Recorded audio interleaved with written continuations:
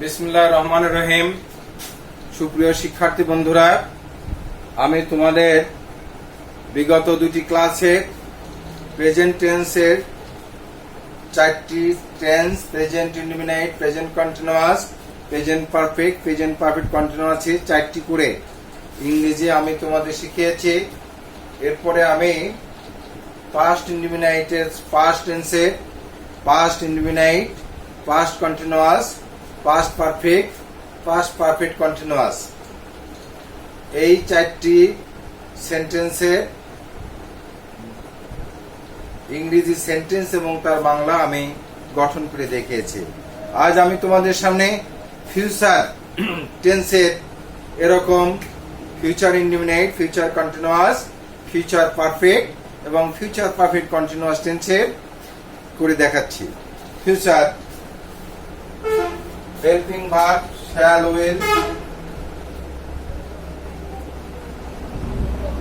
Shall, will. আমরা you নিয়ে কাজ করছিলাম। কি নিয়ে কাজ করেছিলাম? ইউ নিয়ে। তাহলে ইউ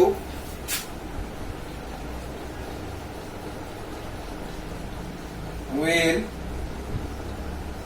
ইট রাইস।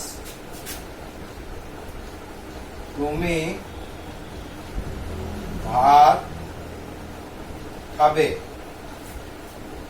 সাবজেক্ট যদি সিঙ্গুলার হয় তাহলে উইল হবে, সাবজেক্ট প্লুরাল হলে উইল হবে, বাট আই এবং উই এর পরে শ্যাল হবে। যেহেতু আমরা ইউ কে সবসময় প্লুরাল ধরবো, সেজন্য আমরা ইউর পরে কি লিখেছি? ইউ এর পরে আমরা লিখেছি হচ্ছে will. You will eat rice. Negative you will, আমরা এটাকে উন করব। উন, উন, উইল নটের সংক্ষিপ্ত রূপ হচ্ছে উন। You won't eat rice.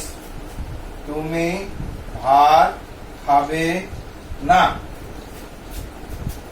উইলটা আগে। Will you eat rice. তুমি, এখানে কি হবে? তুমি কি ভাত খাবে? এবার হচ্ছে won't,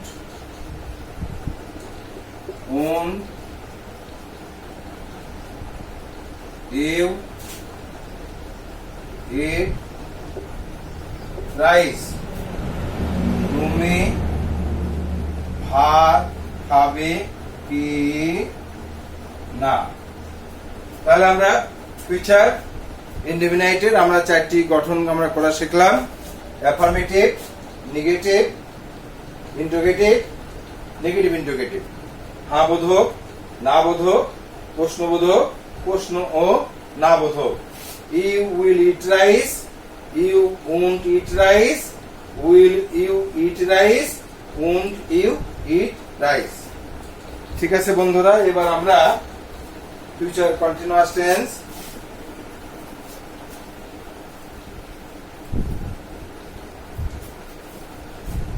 shall be, will be helping verb,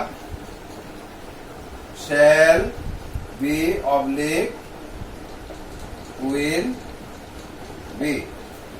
continuous মানে মূল ভার্বের সাথে আইএনজি যোগ করতে হয়, আর পারফেক্ট টেন্স মানে ভার্বের V3 হয়, অর্থাৎ পাস্ট পার্টিসিপল ফর্ম হয়। তাহলে আমরা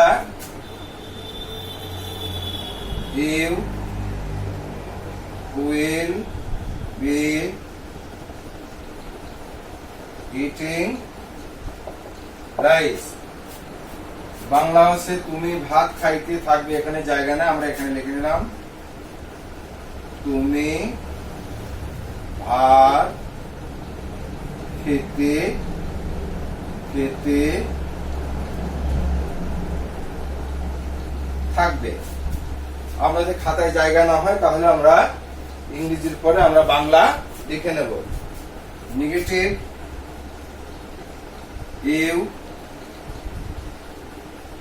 won't be eating rice. তুমি ভাত খেতে থাকবে না। এখানে না একটা যুক্ত হবে, এখানে লিখেই দিই, তুমি ভাত খেতে থাকবে না।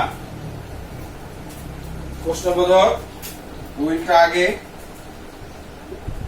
উইল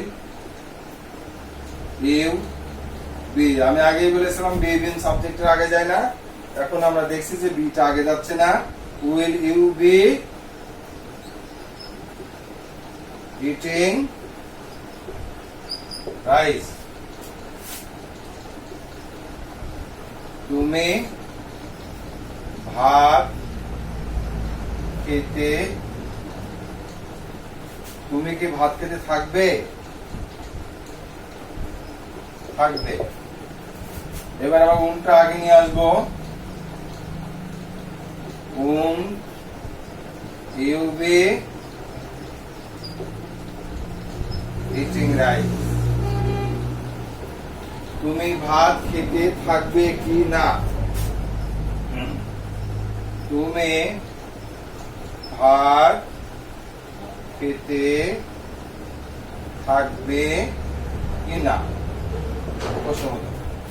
তাহলে আমরা ফিউচার কন্টিনিউয়াস টেন্সের affirmative, negative, interrogative, negative interrogative আমরা চারটি করলাম।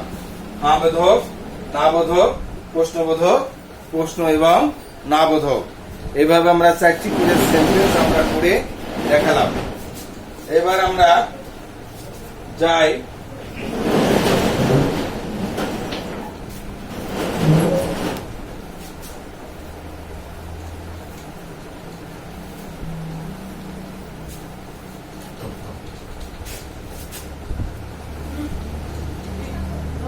shall have oblique will have future perfect tense। তাহলে future perfect tense আমরা কি করব? you will have, perfect মানে V3, eaten রাইস। তুমি ভাত খেয়ে থাকবে, তুমি ভাত খেয়ে থাকবে। Negative, you won't have eaten rice. তুমি ভাত খেয়ে থাকবে না। না এখানে কি হবে? না হবে না, 2 নম্বরে না হবে। তুমি ভাত খেয়ে থাকবে না, এর সাথে একটা না যোগ হবে। আচ্ছা, 3 নম্বর হচ্ছে will you have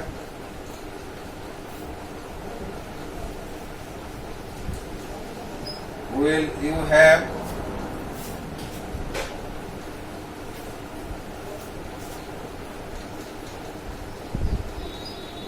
eaten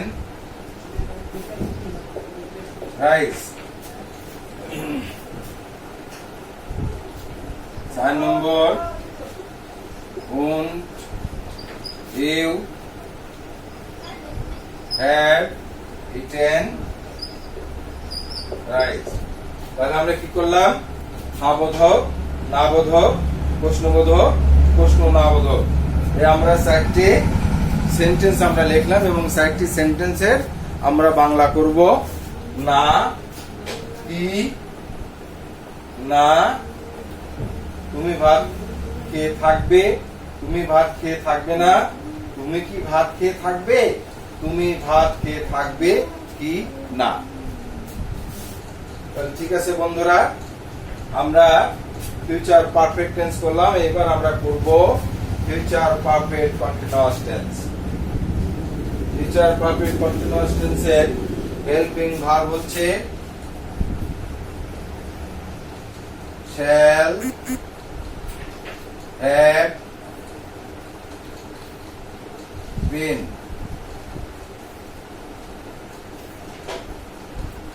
will have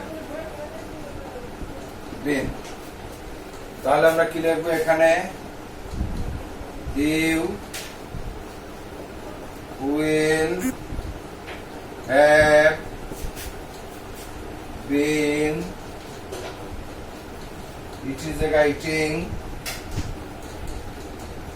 eating rice.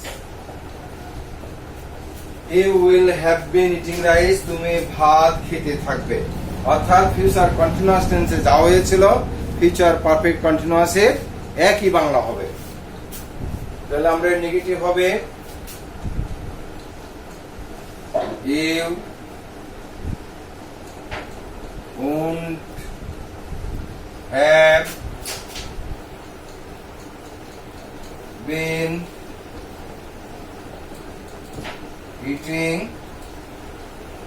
rice. এবার উইলটা আগে যাবে will you have been eating rice. এবার আমরা উনটা আগে নিয়ে আসবো won't you have been eating rice. হ্যাঁ বোধক না বোধক প্রশ্ন প্রশ্ন না বোধক। ঠিক আছে বন্ধুরা, আমি 3টি ক্লাসে প্রেজেন্ট টেন্সের 4 রকম present indefinite, present continuous, present perfect কন্টিনিউয়াসের এই 4টি আমি শিখিয়েছি। দ্বিতীয় ক্লাসে পাস্ট টেন্সের past indefinite, past continuous, past perfect কন্টিনিউয়াসের এই 4টি শিখিয়েছি। এবার তোমাদের এই আজকের শেষ ক্লাসে future indefinite, future continuous, future perfect কন্টিনিউয়াসের এভাবে শিখলাম। অর্থাৎ আমি 4×48টা ইংরেজি সেন্টেন্স এবং তার বাংলা গঠন আমি তোমাদের শিখিয়ে দিয়েছি। এখন বাকি হচ্ছে তোমাদের ইচ্ছা, তোমরা যত প্র্যাকটিস করবে তোমরা তত শিখবে। Practice makes a man perfect. প্র্যাকটিসের কোনো বিকল্প নেই, প্র্যাকটিস করতে হবে। যত প্র্যাকটিস করবে তোমরা তত শিখবে। ঠিক আছে, সবাইকে ধন্যবাদ।